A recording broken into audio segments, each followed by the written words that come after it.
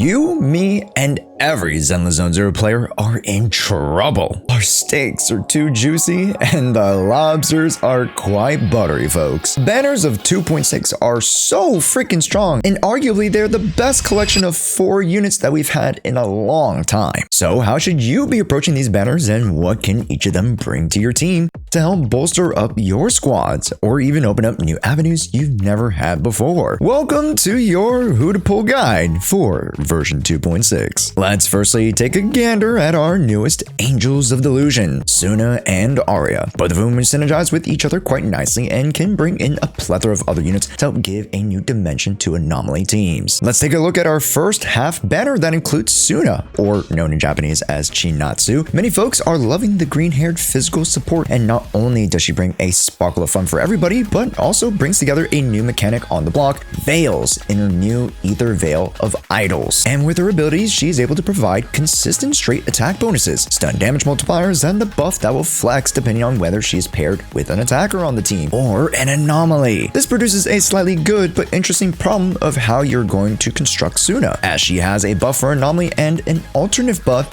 when paired with attackers. So will you be building crit or anomaly subs for your build? Well, that is all determined by who you're using Suna with. Pair her with an attacker like Yishen, well, anomalies are few and far between, so go into crits. Then sliding her with her other AoD teammates in Arya, who will be mentioned later, well, AP will be your pick. Aside from that, Suna's ability surrounds maintenance of the Ether Veil, and thus creating her off-field stack hits in which she's able to provide extra services per heavy attacks of your on-field character. And these will activate your buffs and allow you to maintain your Ether Veil idle, which all of these statuses will be important for you to keep on your offensive pressure. As we mentioned at the beginning of this video, it's very hard to resist Suna just because she is going to be coming in paired alongside her second banner unit, who is arguably the biggest beneficiary of her supportive playstyle. Let's now take a look at the lead singer of the Angels of Delusion, that being Arya. Hey folks, it's Post at Josh here to tell you about the sponsor of this video, LD Shop. Now, LD Shop has been gracious enough to provide us with some fun perks while we top up to 35% off of our favorite games. Almost any mobile game you play can be found here with bundles for bundles. Wait, that's kind of genius. And off of your first purchase, LD Shop wants to make you a customer for your gacha stay. So they're giving you a top up starting at 22%. All you need to do is take your ID, region, and enter your payment method, which they have it all, and boom.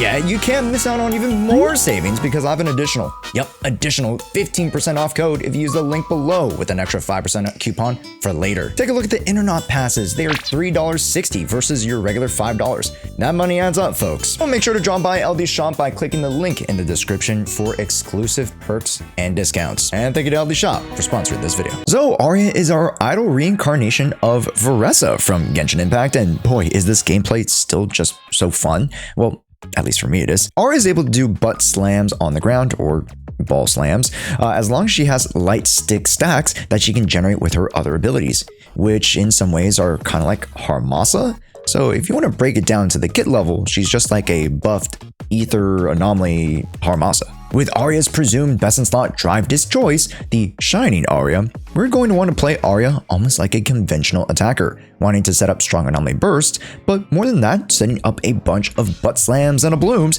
in spurts during your stun windows. And just like how Arya slams on the ground, hey, you should be slamming that subscribe button as we're closing in on 35k subscribers here on YouTube. Whenever we reach 35k subs, I plan on doing a massive YouTube monochrome giveaway, which I'm already hosting a $100 Suna giveaway when she releases. Make sure to head over to Twitch to join that for free. And with knowing she likes to utilize stun windows and said stun damage multipliers, having a potential non-Gongyu coming soon might solidify the dynamic between our 3 angel idols. But for now, pairing her with more conventional off-field anomalies and even alt stunners like Trigger, who have known to be a flexible aftershock stun option, might be preferred now. In terms of pull value and why you should pull Arya, she's quite the strong on-field anomaly character who blends playstyles together. If you don't already have a strong upfront anomaly unit, look to pick up both Suna and Arya together. Yet, Josh, I'm not really liking Suna. Is there another support that we can pair with Arya to still find great success? Well, look no further, because the second best supportive pairing for Arya is actually coming in the same 6 weeks. Let's introduce the rerun characters of Yuzaha and Yishen. When Zenless constructs their rerun banners, they usually like to at least have some form of synergy with the ongoing banner pairs. Look at the 2.3 Obol Squad banners, or Dylan's and Banyas, and even the latest Astra Yao rerun with Yishen Guang. There's at least some synergies there, and the first rerun of our anomaly-based support agent, the leader of the Spook Shack, Yuzaha, still doesn't pull her punches. If you want to check out what Yuzaha already does, I already have a solid guide here that you can check out if you're wanting a more in-depth breakdown. But as far as Yuzaha goes, she is still relevant, as her market share on being the premier anomaly support is barely touched by Suna, as Yuzu will provide much more catered buffs of anomaly damage increases, and with her ability to apply elements with her hard candy shot, she can also contribute more elemental applications, as seen when she's upgraded the old Mono Ice team by kicking Lycon to the curb. Yuzaha is versatile, and even when she doesn't have an anomaly by her side, she provides a solid 1200 attack bonus, so most if not all characters can still benefit. Yet when paired with her amazing anomaly sisters, and currently there isn't an anomaly male character, man, can you believe that? Well, here's a 3.x to bring us one. Yuzaha is the true queen of anomaly, and an S tier pickup as one of the Triforce of supports in Zenless Zone 0. And lastly, let's round out the cast by talking about Yishen. The Void Hunter leveled investigator seems to not have exhausted her role in the story, and still lies at the top of the hill when it comes to the Rupture performance. Crazy how she was our very first Rupture unit, and so far, most if not all the Rupture based content she clears with strong performances.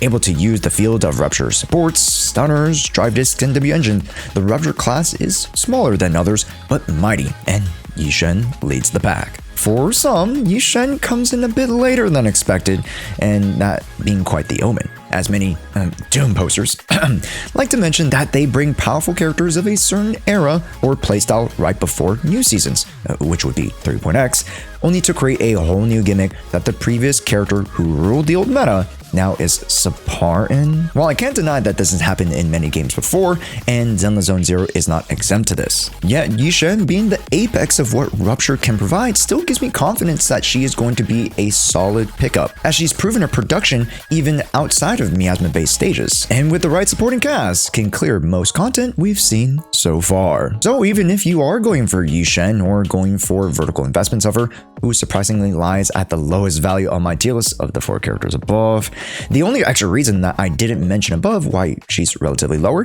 is that none of the on-banner units synergize with her, and the incoming content might start to revolve around anomaly-based content, so less of a focus on Rupture. But don't fear, as she still again is a strong pickup, and with her oppressive, flexible, and intricate kit, you can play her at all levels, from beginner to advanced, and still see great results. And that, folks, wraps up my 2.6 banner review who to pull guide. Understandably, I like to put the focus on current and near future content, which is why I'm heavily suggesting you guys pull for the idols. But who are you guys eyeing from the banners? Let me know down in the comments below. With that, I have some guide videos to cook up, so be on the lookout for more ZZZ content, and come check out our live streams for some variety gaming, like with Arc Nights and even some IRL streams where we most recently got to go around an anime convention with y'all. Thank you so much for 32k subscribers on YouTube. We've had an amazing last year as we blaze over to 35k. Hopefully you guys are as excited for 2.6 as I am.